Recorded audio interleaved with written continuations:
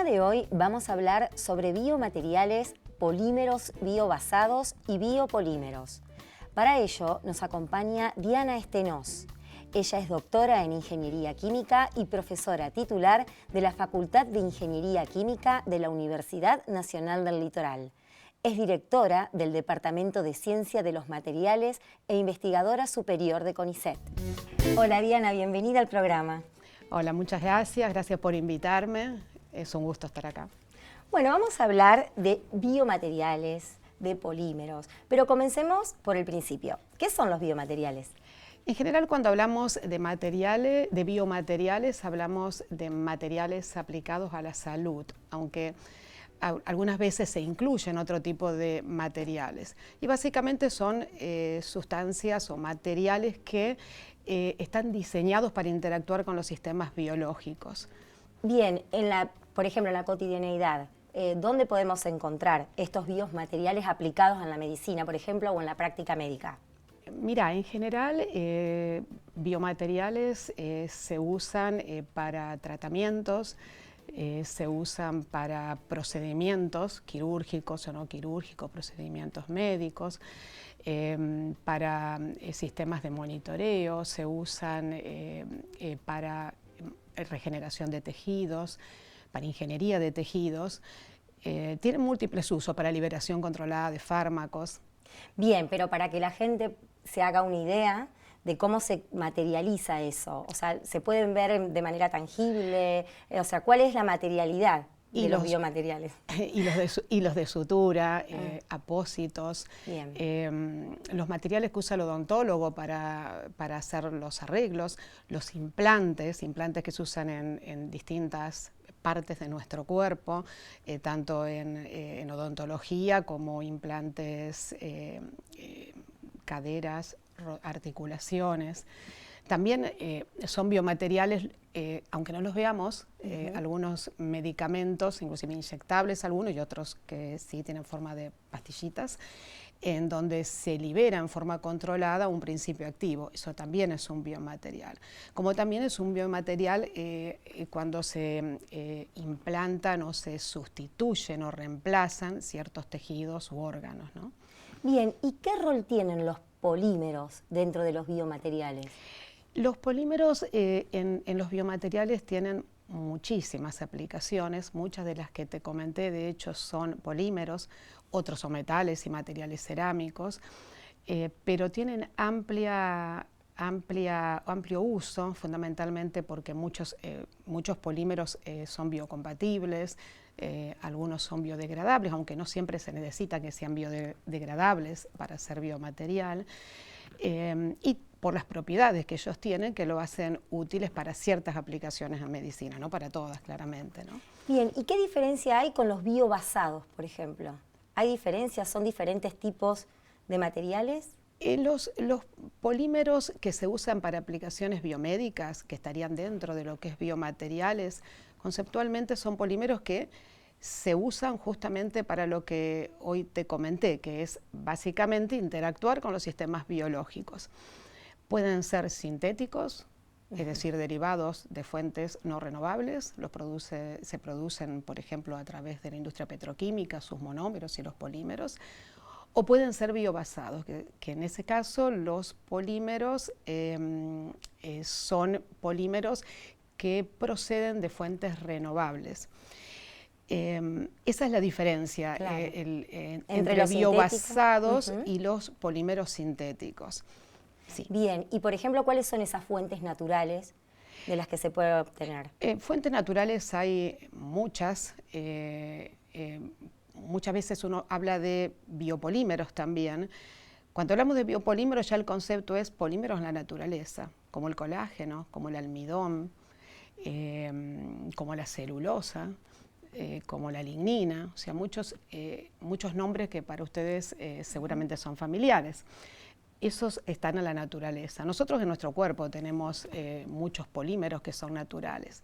Sin embargo, el concepto de biobasado incluye a materiales poliméricos que podrían provenir de precursores, esto es de sustancias de chiquitos, que son llamados monómeros, de los cuales se hace el polímero, y ellos pueden venir de fuentes renovables. Bien, ¿y esto es una ventaja?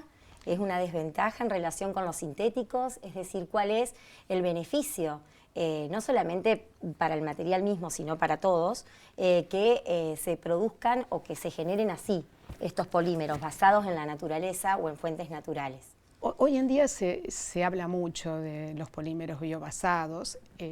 ¿Por qué? Porque hay un problema mundial que se le está prestando mucha atención, que es al efecto de los plásticos en general. Los polímeros comúnmente se llaman plásticos,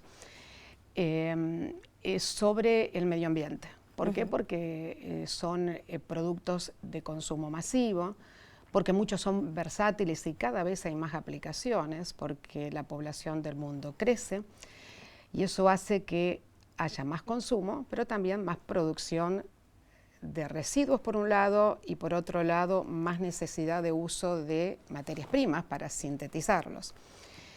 Entonces, la idea de los biobasados es reemplazar las fuentes, los combustibles fósiles básicamente. Entonces, en lugar de producir polímeros a través de industrias petroquímicas, que son los que producen los monómeros, que luego en un reactor se transforman en polímeros, la idea es que la materia prima venga de una fuente renovable. El proceso de obtención del polímero por la vía sintética es un proceso que requiere mucha energía y también produce gases de efecto invernadero.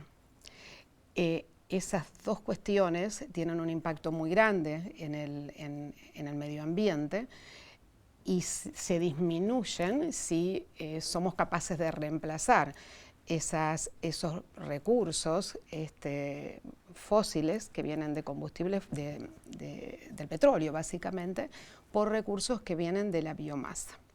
Claro, nosotros como... Biomasa, sí. Sí, como consumidores de muchos productos que vienen en envases plásticos y generalmente, lo descartamos, ¿no? Y eso genera residuos y cada vez más volumen de residuos que llegan a los océanos y contaminan, bueno, y comienzan a propagar la contaminación de nuestros ambientes. ¿Sería diferente entonces que nos llegue a nosotros como consumidores finales un envase de plástico hecho con este tipo de materiales? O sea, ¿cómo impacta esta producción, este cambio en la matriz de producción en el consumidor final, en nosotros como contribuyentes también a cuidar nuestro medio ambiente? Bueno, es una de las formas que tenemos de abordar o de mitigar el problema de los plásticos en el medio ambiente. Es una de las formas.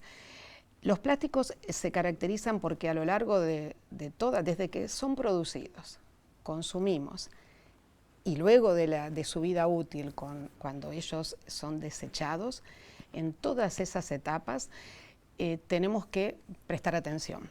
Tenemos que prestar atención a cómo lo producimos. Entonces, si producimos plástico con más recursos renovables, vamos a cuidar más el medio ambiente.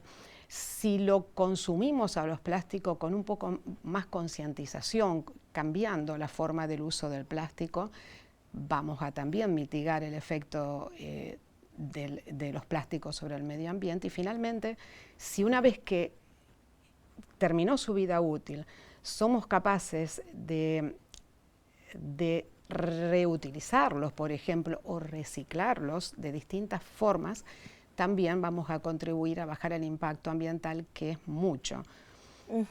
Y bueno, y en este contexto, ¿qué son los microplásticos? Los microplásticos son plásticos a escala micro, o sea, básicamente muy chiquitos.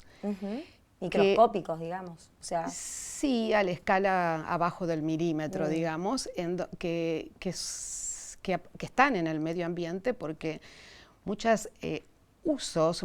hay productos que de por sí usan plásticos a escala muy chiquitita.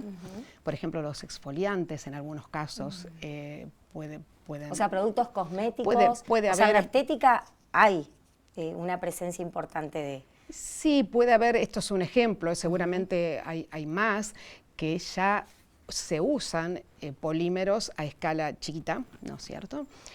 Y por otro lado, hay el efecto de degradación de los plásticos. Muchas veces uno habla de plásticos degradables y hasta dónde degrada el plástico. A veces el plástico empieza a bajar su tamaño como consecuencia de la degradación. También por efecto mecánico. Un plástico, por ejemplo, que está en aguas, en mar, que hay olas, que está sometido a fuerzas mecánicas o en la superficie también reduce su tamaño. Esos son los microplásticos y muchas veces no los vemos y sí se sabe que están causando problemas tanto en la tierra, en el aire y en el medio ambiente en general y en las aguas, ¿no? Bien, sí, y si hacemos digamos un mapa de la producción que hay a nivel mundial, o a nivel industrial, o a nivel local, o sea, o al que tenga conocimiento, la producción de materiales o de elementos de uso de la vida cotidiana con plásticos. Eso fue creciendo, fue decreciendo, se está logrando reciclar más, reutilizar más. ¿Cómo es hoy el estado de situación, de alguna manera, de la producción de plásticos y de su utilización y disposición final? ¿Es alentador? ¿Es desalentador? La producción y el consumo de plásticos sintéticos, de plásticos en general, aumenta porque aumenta la población y aumenta la demanda. Sí pasa que ciertos plásticos uno está viendo que ya en el mundo se venden menos, lo cual habla que mundialmente hay un compromiso de alguna manera de los estados, de las instituciones, de la población también en tratar de consumir menos ciertos tipos de plásticos. Esa sí es la situación que uno ve. Por supuesto que cambia de acuerdo a los países y demás. Y se está tratando también de legislar, uno ve que cada vez hay más medidas que promueven el buen uso de los plásticos y qué hacer con ellos una vez que se desechan, ¿no? Por eso están todos los criterios de separación de plásticos o la reutilización, cuando uno puede, de envases plásticos y de otro tipo de productos, ¿no? Claro, evitar el plástico de un solo uso, como se dice, exactamente. Tratar de descartar esa práctica, la de usar y desechar y fomentar la de usar y reutilizar. Creo que en el sector gastronómico es uno de los sectores donde se está implementando de a poco esta política de alguna manera. ¿Hay algún otro sector fuerte o rubro fuerte que tome conciencia con respecto al uso de los plásticos y de promover esto en los hábitos de los consumidores? Sí, uno lo ve mucho, sobre todo en la industria del packaging, ¿no? O sea, cada vez nosotros lo vemos en la facultad, en el departamento de materiales, cómo las industrias están buscando alternativas tecnológicas para sustituir los polímeros sintéticos por al menos parcialmente sustituir ellos por polímeros biobasados o polímeros degradables, que al menos cuando termina su vida útil tengan un porcentaje de polímero que se degrada.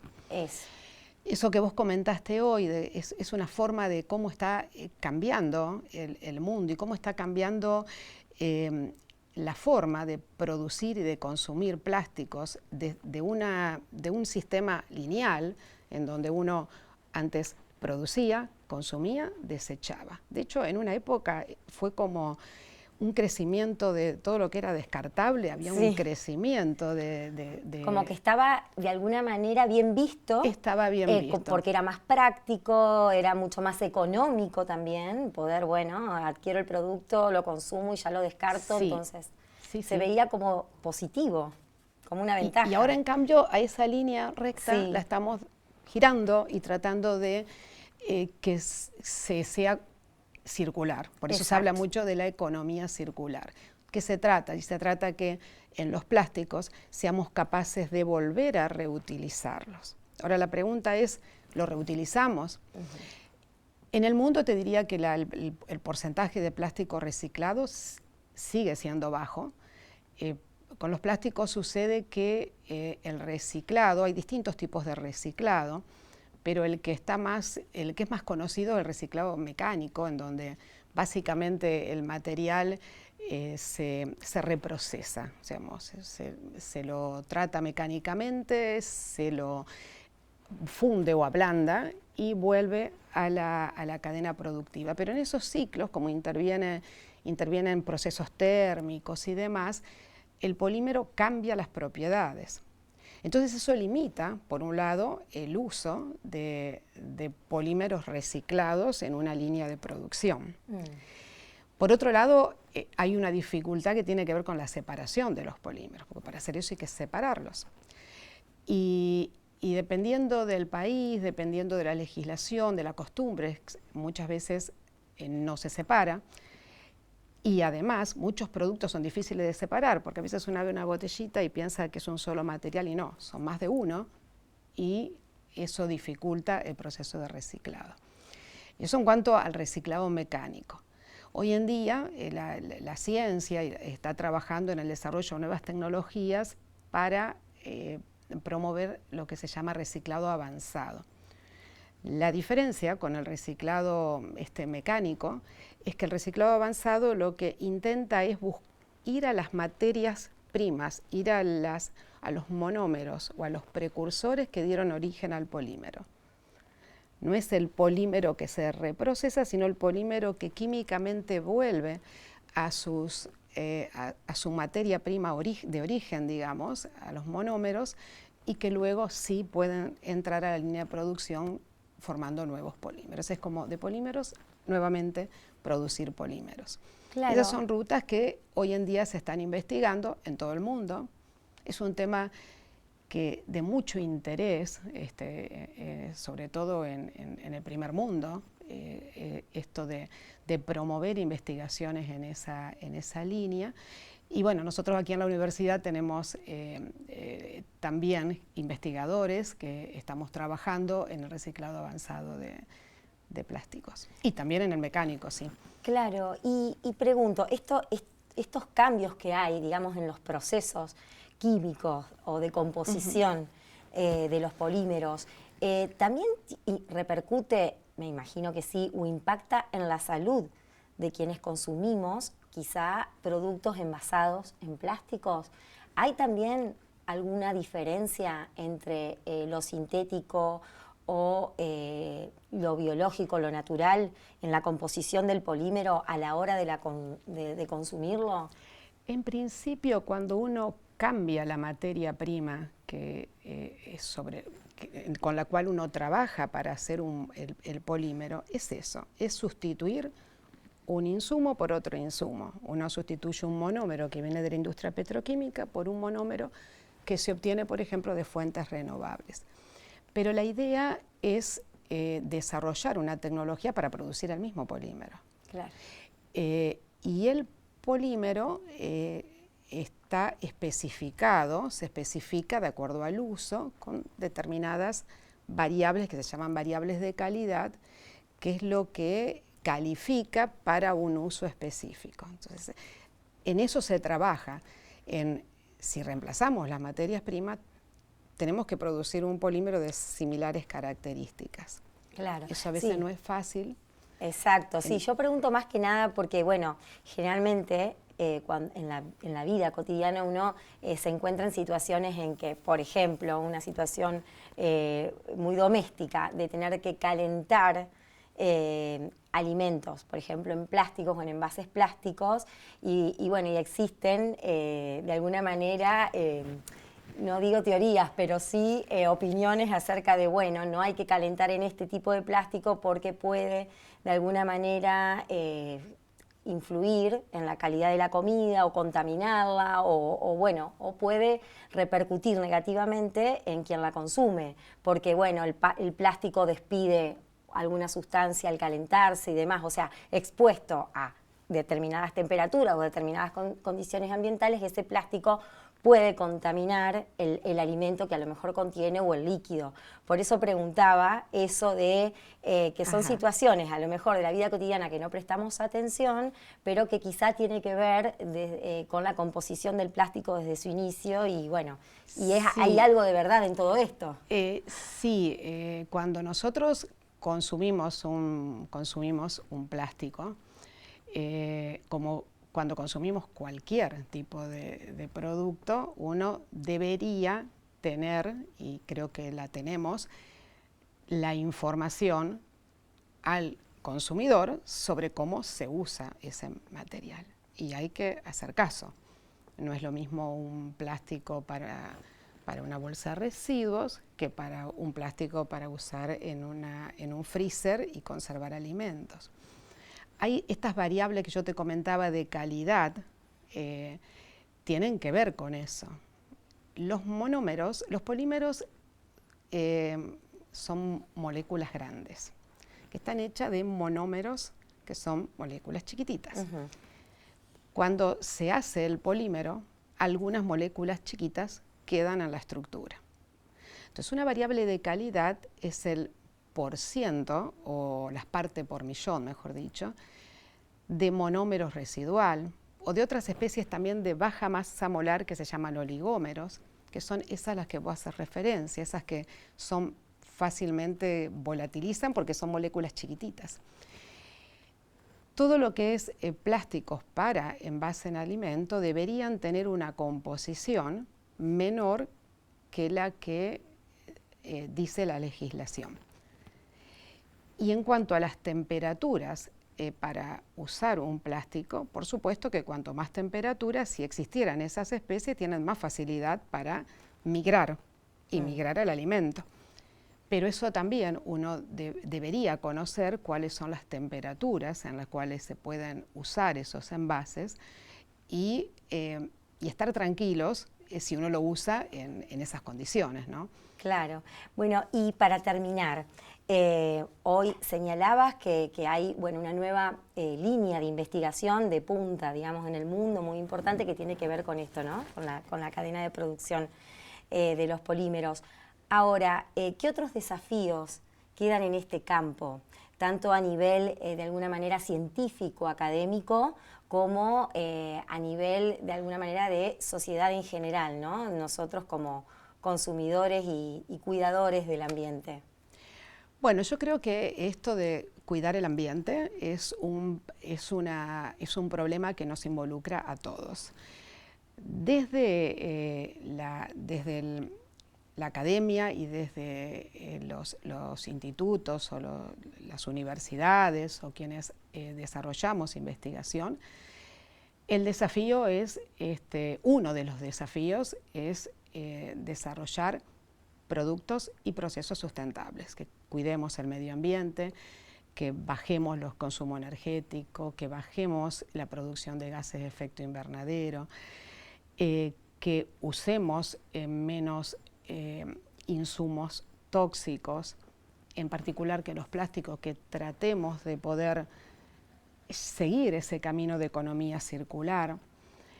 Y para eso hay que trabajar. Los desafíos son muchos porque en el área de los plásticos especialmente, en todo lo que es reciclado avanzado, se está trabajando, pero hay mucho por hacer, hay plásticos, polímeros en general que son muy difíciles de reciclar, es un trabajo enorme. Si volvemos al inicio de la entrevista, cuando hablamos de biomateriales, el desafío sigue siendo enorme porque en el área de biomateriales, especialmente los polímeros y también los otros materiales, hay muchas áreas en la cual tenemos que trabajar para seguir ayudando a que la salud humana mejore, que los procedimientos médicos mejoren para una mejor calidad de vida. Y desde el punto de vista del resto de la sociedad es concientizarnos sobre cómo tenemos que usar los plásticos. Cómo podemos nosotros, consumidores, ayudar a cuidar el medio ambiente. Claro, y esto también como para cerrar el círculo, con políticas públicas o con un Estado que legisle, en realidad, sí, con digamos un gobierno o un Estado donde se apliquen, ¿no?, normas y se pueda legislar en pos de esto también, porque muchas veces por ausencia de un marco normativo hay cosas que no se hacen y deberían hacerse como para contribuir, ¿no?, es tal cual como decís, plásticos. es tal cual como decís. De hecho, si uno viaja por el mundo, ve que las distintas ciudades abordan el problema del consumo y desechos y los desechos de plástico de distinta manera. Sí hay que trabajar en conjunto entre lo que es la academia, con los entes gubernamentales y con el público en general, para poder mitigar este problema, que realmente es un problema serio y que hay que abordarlo. Que al menos nos dimos cuenta. Exacto. En el mundo. Exacto. Bueno, Diana, muchísimas gracias por venir al programa. No, gracias a ustedes. Es un gusto siempre venir aquí.